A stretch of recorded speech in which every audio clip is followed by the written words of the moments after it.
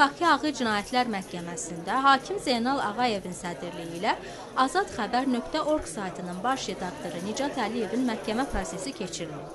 Prosesdə Nicat Əliyev, vəkili Anar Qasımlı və dövlət ittihamçısı Əvəz Neymətov iştirak edirlər. Dövlət ittihamçısı ittihamı elan etdi, təqsirləndirilən şəxslərin şəxsiyyəti müəyyən olundu, hüquqları izah olundu və proses ayın 19-u saat 10:30-da təxirə çalındı. Nicat Əliyevlə bağlı sanksiyasına Nicat Əliyevlə və digər hamısı ilə bağlı mən danışıyorum, dediklərim hamısına aiddir. Yəni hələ ki özləri dindirilmədilər prosesdə.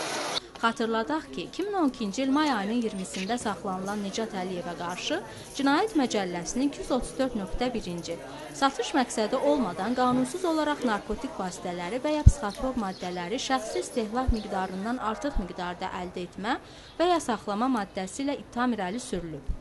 2013-cü il yanvarın 26-sında baş redaktora qarşı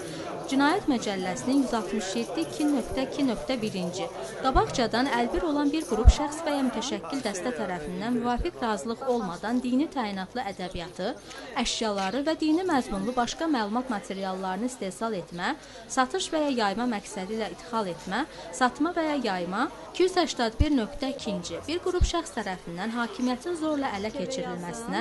zorla saxlanılmasına və ya Azərbaycan Respublikasının konstitusiya quruluşunun zorla dəyişdirilməsinə və ya ərazi bütövlüyünün parçalanmasına yönələn açıq çağırışlar etmə, habelə bu cür məzmunlu materialları yayma və 283.2.3-cü mütəşəkkil dəstə tərəfindən milli, irqi, sosial və ya dini nifrət və düşmənçiliyin salınmasına, milli layaqətin alçaldılmasına, habelə milli, irqi və ya dini mənsubiyyətindən asılı olaraq vətəndaşların hüquqlarının məhdudlaşdırılmasına və ya üstünlüklərinin müəyyən edilməsinə yönələn hərəkətlər, aşkar sürətdə və ya kütləvi informasiya vasitələrindən istifadə olunmaqla törədildikdə maddələri ilə yeni ittihamlar irəli sürülüb.